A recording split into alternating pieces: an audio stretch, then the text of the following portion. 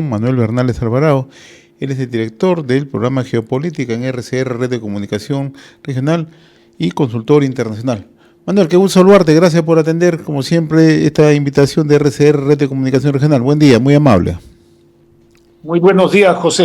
Y es momento justamente para analizar los alcances, lo que ha significado, ¿no?, este acuerdo de alto al fuego entre el gobierno de Israel y el grupo palestino Hamas, ¿no?, alcanzado hace 2 días, y donde ciertamente cuando uno empieza a revisar las cifras son de terror, ¿no?, con más de 45.000 personas muertas a causa de los ataques, muchos desaparecidos.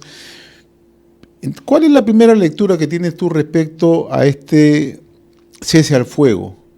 ¿Qué es lo que se puede alcanzar hacia adelante? Porque el cese al fuego, el alto al fuego, va a comenzar exactamente el próximo sábado, el próximo domingo. Entonces, ¿cuáles son los alcances? El domingo. ¿Cuáles son los alcances, Manuel? Bien, José. Quiero expresarme basado en evidencias. Evidencia número 1, este acuerdo, que tiene que ser ratificado en el curso del día de hoy, hora peruana, por así decir. Hay una diferencia horaria con Israel importante, tú sabes, por el Consejo de Ministros, por el gabinete de Netanyahu. Punto número 1.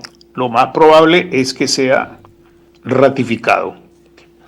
Este acuerdo deja, sin embargo, tanto en la interpretación del gobierno de Israel y en particular de Netanyahu, deja abierta la puerta, y este segundo punto es muy importante porque no es una deducción mía, sino que es algo que se ha dicho expresamente por distintos voceros y además por analistas internacionales de cadenas muy importantes, deja abierta, digo, la puerta a que el gobierno de Israel pueda reiniciar las operaciones militares, que sin embargo en estos días, en el proceso de búsqueda de este acuerdo inicial, repito, inicial, Israel continuó con sus bombardeos y Hamas continuó con el reforzamiento de sus cuadros que todavía sigue teniendo y que mantiene el control absoluto de Gaza, de la población de Gaza. Esa es una otra evidencia. Otra evidencia importante es que con esto Netanyahu, en todo este periodo en el cual no se firmó ningún acuerdo, pueden haber distintas razones ahí, pero me voy a referir al hecho concreto. En todo este periodo de tiempo, Netanyahu evitó que fuera ante la Fiscalía y el Poder Judicial en Israel porque tiene procesos abiertos. Entonces con eso postergó aquello que se le va a venir cuando deje de estar en el gobierno. Ese es otro elemento importante. Ahora bien, hay 3 cuestiones en que también son evidencias y que tienen que ver con este problema. Uno es que se está anunciando y discutiendo ahorita mismo en Europa y en los Estados Unidos y por supuesto en Israel también y en países del Oriente Medio, se está discutiendo la reconstrucción. Y la reconstrucción muy probablemente va a tener que ver con la intervención de empresas israelíes u occidentales para aprovechar los recursos de la reconstrucción. ¿Cómo sea esa reconstrucción? Ese es otro problema. Para algunos, y según las fuentes de información que yo he consultado, esta reconstrucción en la perspectiva de un conglomerado, de un grupo de empresas de servicios y de construcción, sería convertir a Gaza en una especie de plataforma con una clase media de consumo y que aprovecharía además los recursos de gas que están ahí frente a esas costas.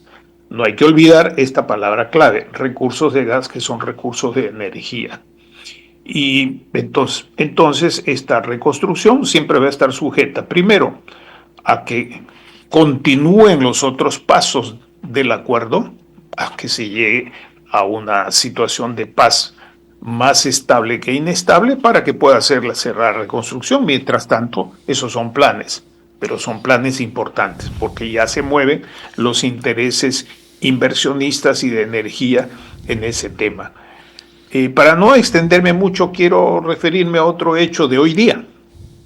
Hoy día el presidente de Irán, que es una república islámica teocrática que está gobernada por encima de las elecciones y el aparato político civil, por así decirlo, están una especie de Vaticano islámico chiita, que son los que confirman las decisiones que se toman por el aparato civil. Bueno, este presidente está de visita en Rusia, va a ser recibido por Putin, para firmar una más profunda alianza estratégica.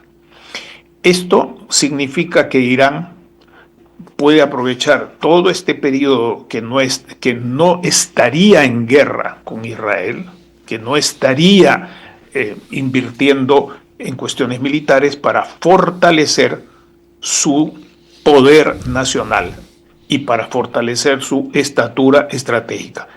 Esto no es de menor importancia. Esto me lleva a una primera conclusión basada en estas evidencias. Este proceso no tiene visos de solución ni a corto ni a mediano plazo, porque detrás de esto está el factor geográfico. Israel es un enclave. Está el factor demográfico, la población de Israel es menor. Está un factor económico, Israel es fuerte, los otros no son tan fuertes, pero se están fortaleciendo. Otro elemento de juicio es que ya Rusia tiene esta alianza en ciernes con Irán, lo cual cierra todo un espacio geográfico y demográfico muy importante, y además eso le va a permitir fortalecer sus pequeñas bases que hoy día tiene en la costa del Mediterráneo, no hay que olvidar eso. En consecuencia, siguen jugando en este proceso los factores intrínsecos entre israelitas y palestinos, que no son solamente musulmanes, aunque la mayoría de los palestinos son árabes musulmanes. Y que va a ser muy improbable que haya un curso seguro de pacificación. En consecuencia, esto está sujeto en síntesis a estos factores internos israelitas versus las movidas de Hamas y a factores del entorno donde intervienen las grandes potencias, potencia Rusia con Irán, Estados Unidos, con Israel y con intereses europeos. Y finalmente con Turquía. Turquía, que es competencia de Rusia en toda esa zona, no va a dejar de continuar con sus iniciativas que pueden incidir en que haya paz o en que continúen estos procesos. Manuel. Aparte del tema de Gaza. Manuel, permíteme hacerte una consulta, por favor. En el Líbano. Eso continúa, no hay que olvidar. Manuel, si me permites hacerte una pregunta, por favor. Tú, así como estás graficando el tema, entonces, este es un acuerdo frágil. Por supuesto, eso es hoy día noticia en todo el mundo, español, inglés, portugués, ruso, chino. Ya. Es un acuerdo frágil, por supuesto que sí. Ya, entonces, con esta fragilidad, ¿cómo sentarse a establecer los plazos que contemplan este acuerdo? Porque son 3 fases que se han conocido. La prensa ha dado a conocer que tendría 3 fases. Una primera, una tregua de 6 semanas, fin de la guerra, reconstrucción de Gaza. Con esta fragilidad, ¿cómo alcanzar siquiera una de estas primeras fases? Eso es improbable. Improbable. Eso va a depender de las cosas que ocurran. No nos olvidemos que este acuerdo es la víspera de que el presidente Trump inaugure una política ya anunciada, pero que seguramente tendrá sus ajustes, porque una cosa es decirlo previamente y otra cosa es decirlo ya en el ejercicio de la presidencia, con una incidencia muy clara en su alianza con Israel, pero también buscando resolver un problema vital para Estados Unidos, que no es solamente el Oriente Medio, por si acaso, es el tema de Ucrania. Es el tema de Ucrania, que significa Unión Europea, que significa Polonia, que significa Turquía, que es miembro de la OTAN, pero que tiene negocios también con potencias menores opuestas a los Estados Unidos, que significan los países bálticos, que significa la relación económica política y militar con Europa, que por mucho que haya un discurso exigiendo cosas imposibles de cumplir ahorita para la Unión Europea, que está en general está en una crisis económica, no hay que olvidar esos factores, ¿verdad? Porque mientras Estados Unidos no resuelve esto, no tiene los recursos suficientes para mantener todo su despliegue mundial en el Asia-Pacífico y en otras partes, y encarar de una manera sólida, de una manera firme, la competencia con China. Entonces, no olvidar que hay factores que no tienen que ver con ese foco en el Oriente Medio, sino con el contexto global, mi estimado José.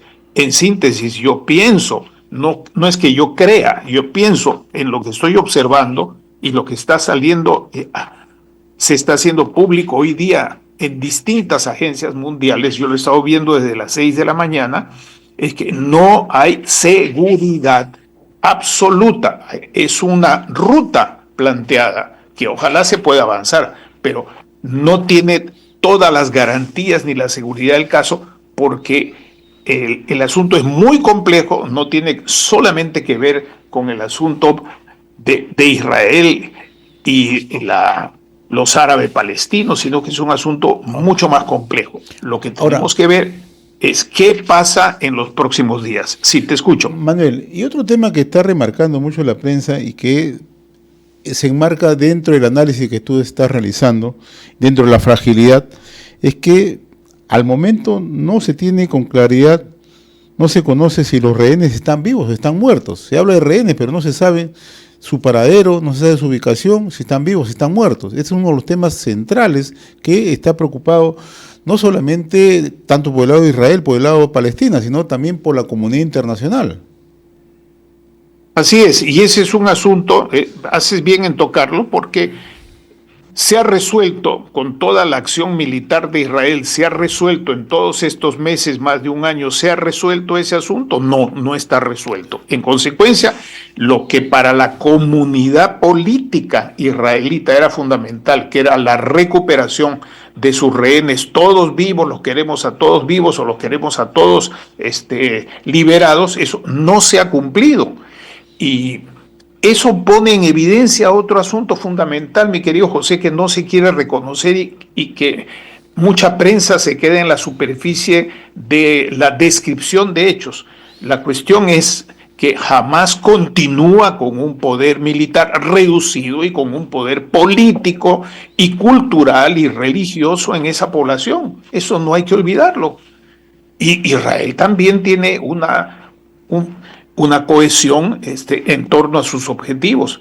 La pregunta es, si esos factores continúan presentes, ¿es posible imaginar que vaya a haber dos estados? Termino con esta parte de mi respuesta a tu pregunta. Para que haya estado, se necesita un territorio delimitado y demarcado. No puede haber un segundo estado palestino, fraccionado, con un territorio fraccionado y con una población viviendo en el territorio 1, territorio 2 o territorio 3. Eso que ha sido aprobado y reiterado en Naciones Unidas y en otros foros políticos importantes durante muchísimos años, es francamente improbable. No es que yo esté en contra de eso, por favor, no me malinterpreten, simplemente tratando de ver las cosas bien concretas.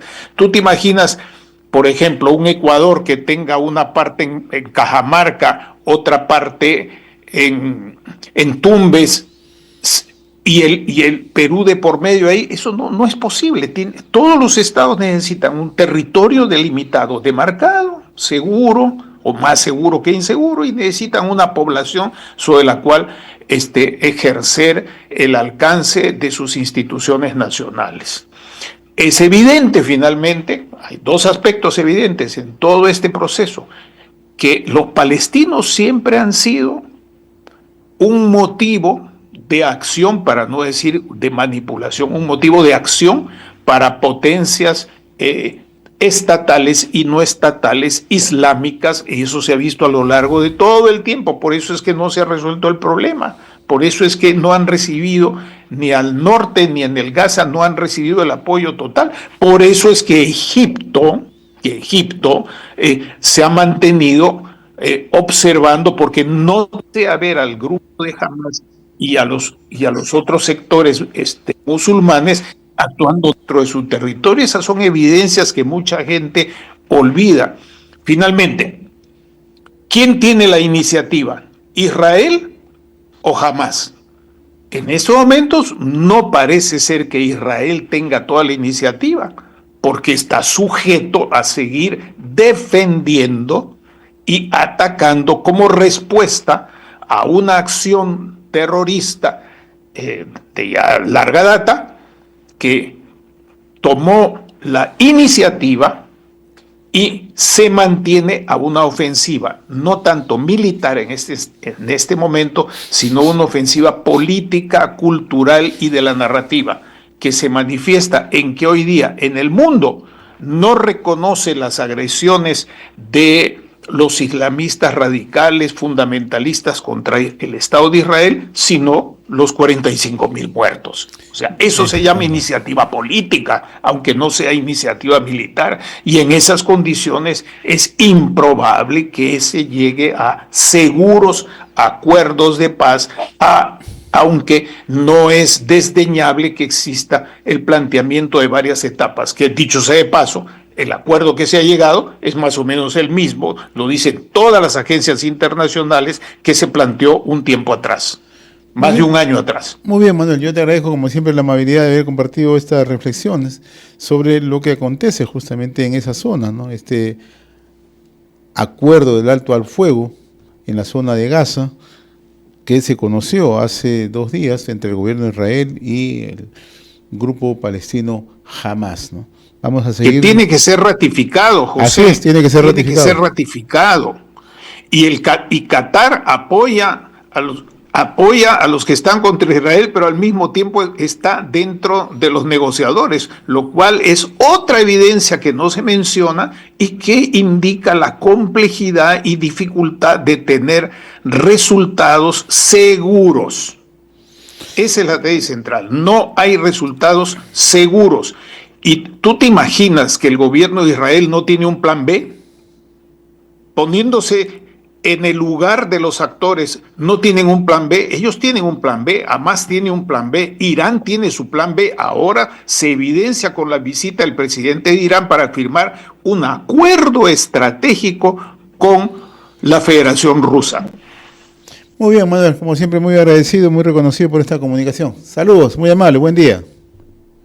Un gran abrazo, muchas gracias. Conversamos con Manuel Bernales Alvarado, director del programa Geopolítica en RCR, Red de Comunicación Regional.